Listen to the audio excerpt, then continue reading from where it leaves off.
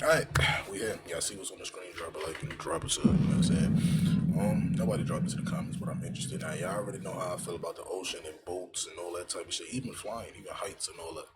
Don't fuck with, you know what I'm saying? Not for me, bro. But, yeah.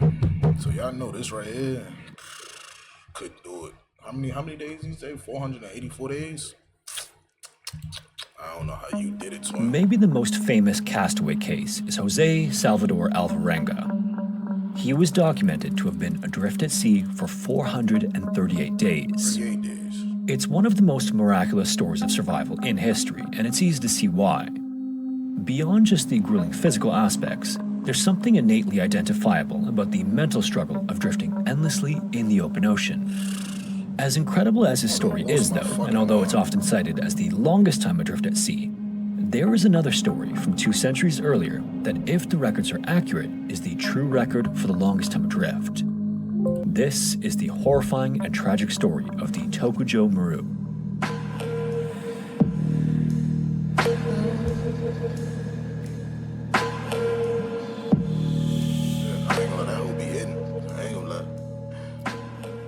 In the early 1800s, at a time when ocean travel was making the world smaller and more accessible, Japan was a country moving in the opposite direction. I ain't gonna lie to you. I know niggas back there was getting fucked up on these little ass boats and these. Ain't no way, bro.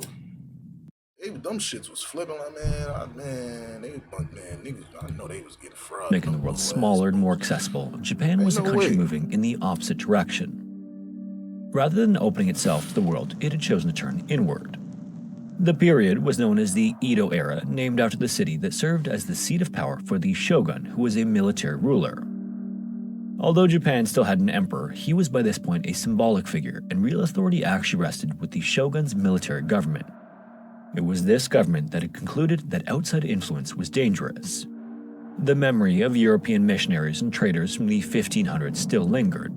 Christianity had spread quickly into certain regions, and with it came loyalties that did not align directly with the shogunate, and from the government's perspective, this was unacceptable. By the 1600s, strict measures were in place, and foreign missionaries were expelled, and most foreign ships were turned away. Japanese citizens were even forbidden from traveling abroad, and those who left were not allowed to return. Only limited exceptions existed. The Dutch were permitted to trade with a tiny artificial island in Nagasaki Harbor under heavy supervision, and some trade continued with China. But beyond that, Japan was closed for all intents and purposes. And so for the average Japanese citizen, Westerners were not a part of daily life at all. They were instead associated with folklore more than personal experience. And this isolation policy influenced everything, including how goods moved within the country. Japan's terrain made long-distance land transport inefficient. Mountain ranges cut across the islands, while rivers, forests, and steep slopes hampered overland travel. Roads existed, of course, but they were not designed for large-scale freight movement like we see today. Political control also played a role, as limiting infrastructure inhibited regional lords' ability to mobilize independently. It was under these conditions that the sea became the backbone of Japan's commerce. Each year, tribute shipments to the shogun came into the city of Edo, which we now know as Tokyo. Rice and other agricultural goods were delivered there as part of a political system that reinforced loyalty and hierarchy. After harvest season, vessels loaded with cargo would move northward along the coast from agricultural centers in the south while traveling familiar waters and stopping at known ports. And so Japanese ships at the time were built specifically with that corridor in mind and nothing beyond it. But that design decision would sometimes come with tragic consequences. We know. Coastal cargo ships common during the Edo period were known as bazaisons. These ships were large by domestic standards. Man, you not telling me that shit not getting flipped. Bro, you not telling me that shit not getting flipped, bro. There's no way. Often around 100 feet or 30 meters long and capable of carrying substantial quantities of rice, soybeans, and other tribute goods. Despite their size, though, they were not engineered for deep ocean travel. Unlike European vessels of the same era, which were built with deep keels and heavy internal framing for long voyages across open water, they were constructed with relatively shallow hulls and minimal structural reinforcement. Their broad, flat-bottom design allowed them to move through coastal waters easily and approach shallow harbors without issue. Their large rudder could even be raised when necessary, making beach landings possible and simplifying the loading and unloading process. And again, for short coastal runs, this made perfect sense. A bazaison could hug the shoreline, stop frequently, and take advantage of predictable currents and wind patterns. If a storm rolled in, crews even had the option of seeking shelter along the coast. Beyond sight of land, however, those same features became weaknesses. Without a deep keel to stabilize the hull, the ship became more vulnerable to rolling and heavy swells. And while the structural framing was sufficient for regional trade, it was not meant to withstand the prolonged pounding a ship would experience from deep ocean waves. Most importantly, though, steering control was critical. These vessels relied heavily on their large rudders to maintain direction. If that rudder failed, meaningful navigation was nearly impossible. The mast system was designed with coastal travel in mind, too. It was serviceable in moderate winds, but in violent storms, the tall mast could place enormous strain on the hull.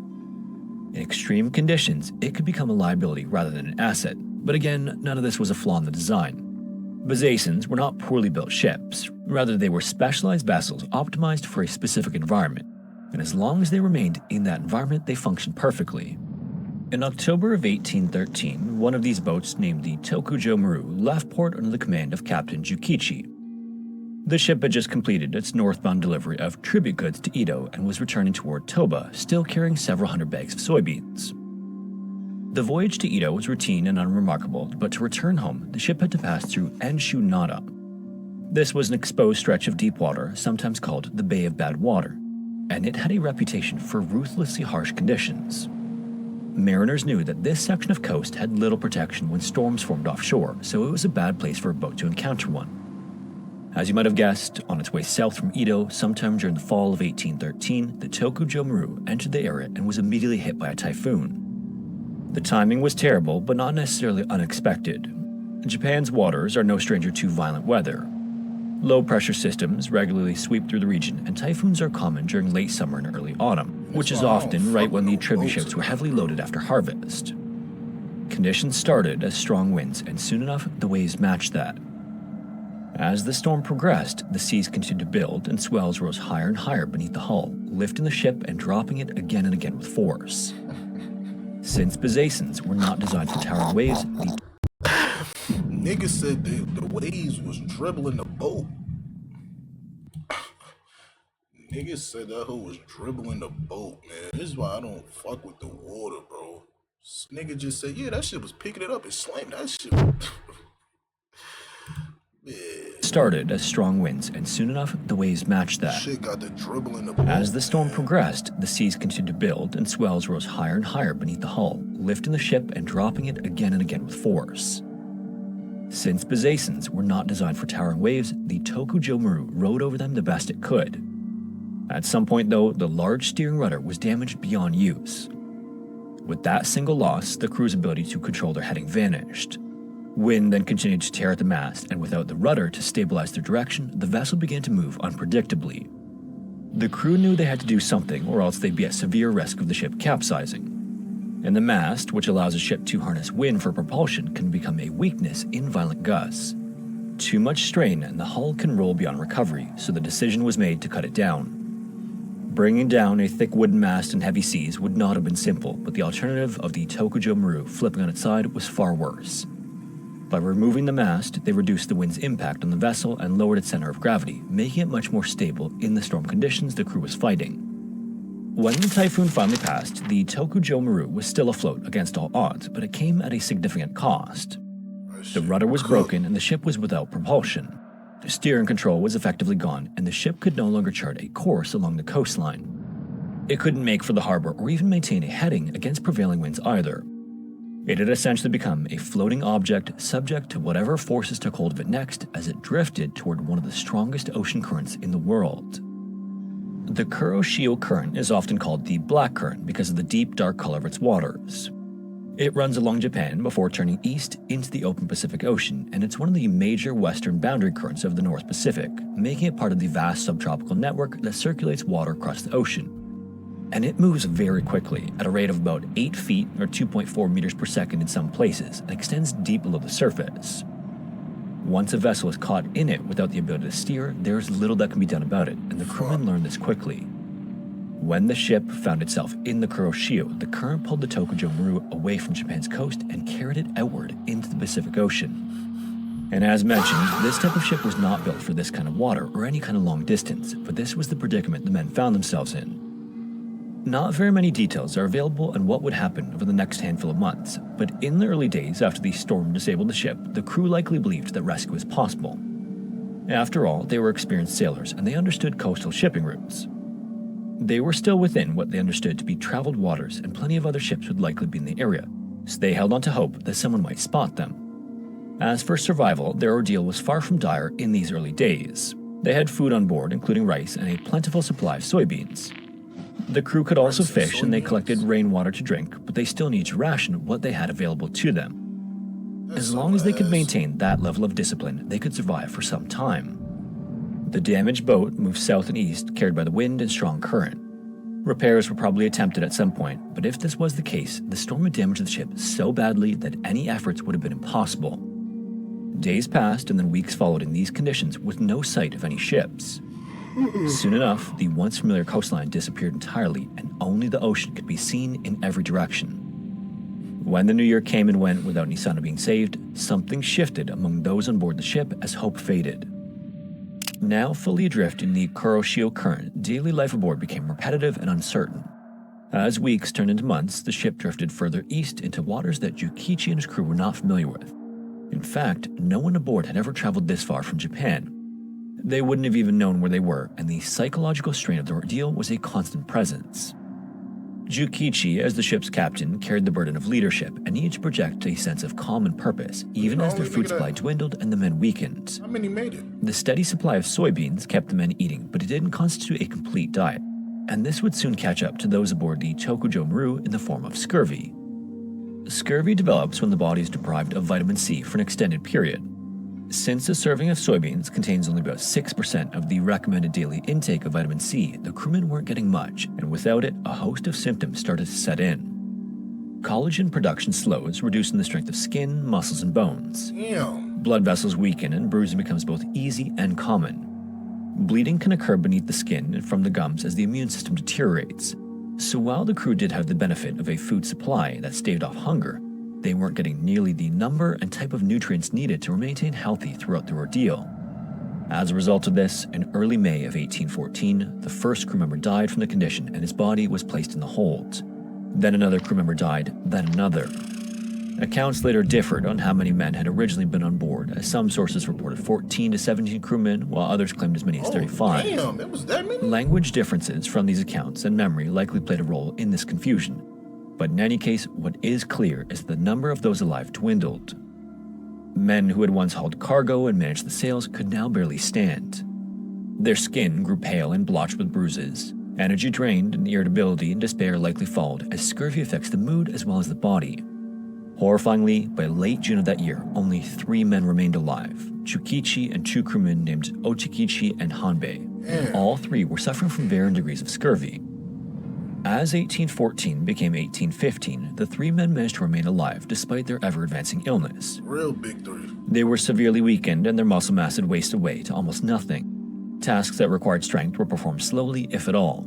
Even maintaining the vessel at a minimal level would have required effort they barely possessed.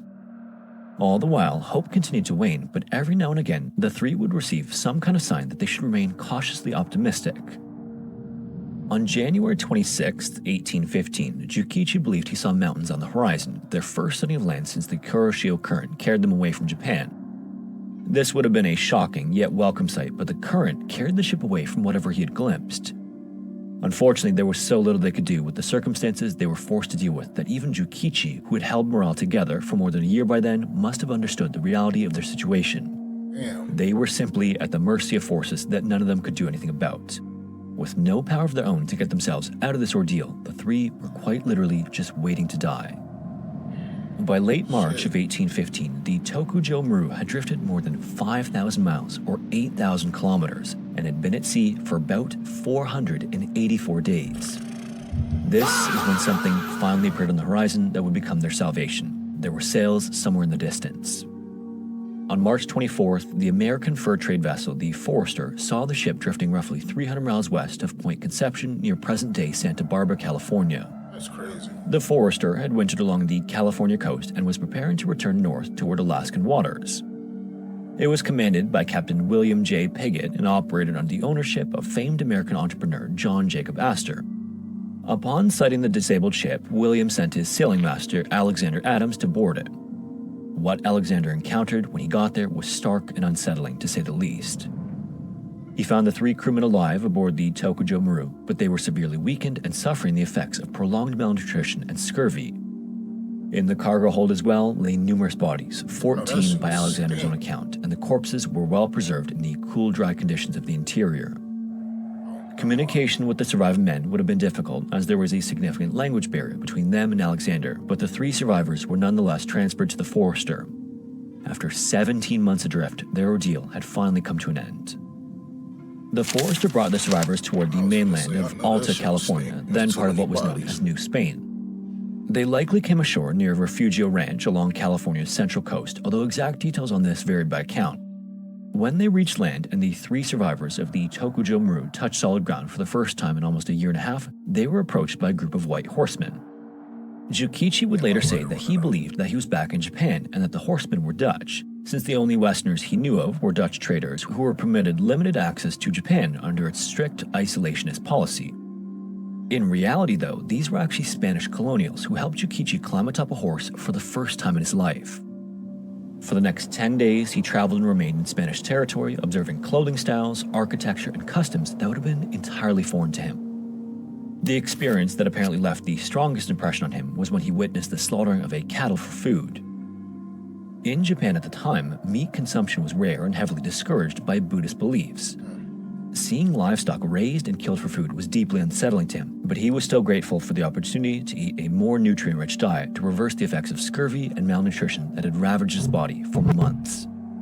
The survivors of the Tokujo Maru were then nursed back to strength as best as possible. From California, they were transported north to Bodega Bay and then to Sitka, the capital of Russian America, where plans were made to get the men back home.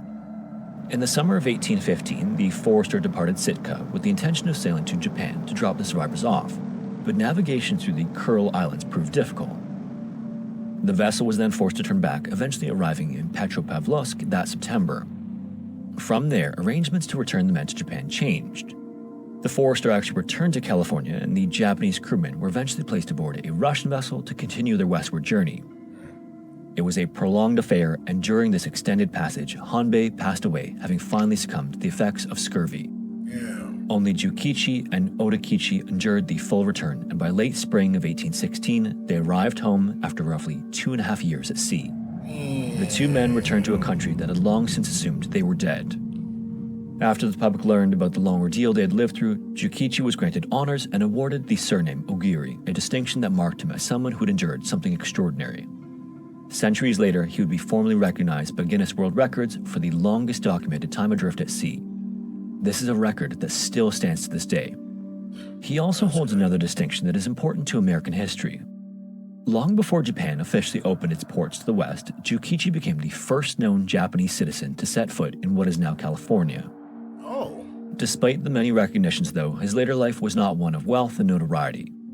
Accounts suggest he faced financial difficulties and long periods of isolation.